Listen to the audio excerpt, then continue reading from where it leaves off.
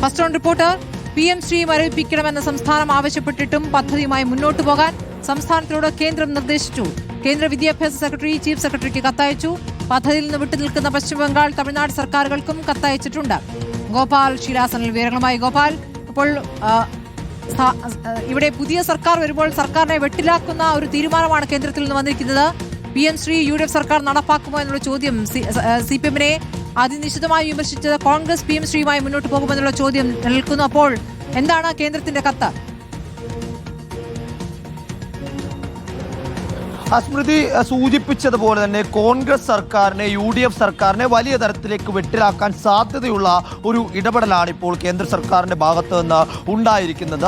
Kerala chief സെക്രട്ടറിക്ക്, സംസ്ഥാന chief സെക്രട്ടറിക്കാണ് കേന്ദ്ര വിദ്യാഭ്യാസ വകുപ്പിൽ നിന്നും PM ശ്രീ പദ്ധതിയുമായി മുന്നോട്ട് പോകണം, അത് ഉപേക്ഷിക്കരുത് എന്നാവശ്യപ്പെട്ടുകൊണ്ട് രേഖാമൂലമുള്ള കത്ത് വന്നിരിക്കുന്നത്. പദ്ധതി സ്കൂളുകൾ തുടങ്ങുന്നതുമായി ബന്ധപ്പെട്ട നടപടികൾ ഉടൻ സ്വീകരിക്കണം എന്നതാണ് ഈ കത്തിന്റെ ഏറ്റവും പ്രധാനപ്പെട്ട ഉള്ളടക്കം. അതുമായി ബന്ധപ്പെട്ട വിവരങ്ങൾ രേഖാമൂലം തന്നെ അറിയിക്കണം എന്നും സർക്കാരിനോട്, ചീഫ് സെക്രട്ടറിയോട് ഇത്തരത്തിൽ കേന്ദ്ര സർക്കാർ അറിയിച്ചിരിക്കുന്നു. നേരത്തെ ഈ വിഷയത്തിൽ LDF-ന്റെ നയം, അതായത് മറ്റ് മന്ത്രിമാർ പോലും അറിയാതെ വിദ്യാഭ്യാസ വകുപ്പ് മാത്രം PM ശ്രീയിൽ ഒപ്പിട്ടുകൊണ്ടുള്ള തീരുമാനത്തെ LDF ഉള്ളിൽ തന്നെയുള്ള CPI മന്ത്രിമാരും അതോടൊപ്പം തന്നെ ഘടകകക്ഷികളും അടക്കം എതിർത്തിരുന്നു. അത് വലിയ തരത്തിലേക്ക് UDF ഇക്കഴിഞ്ഞ നിയമസഭാ തെരഞ്ഞെടുപ്പിൽ പോലും ആയുധമാക്കി. ആ ഘട്ടത്തിലാണ് ഇനി പുതിയതായി വരാനിരിക്കുന്ന UDF സർക്കാരിനെ ഇതിൽ നയപരമായി ഒരു തീരുമാനമെടുക്കേണ്ടിയിരിക്കുന്നു എന്ന വസ്തുത കൂടി സൂചിപ്പിക്കേണ്ടതായിട്ടുള്ളത്. ഈ വിഷയത്തിൽ എന്ത് നയമാകും UDF സർക്കാർ എടുക്കുക, UDF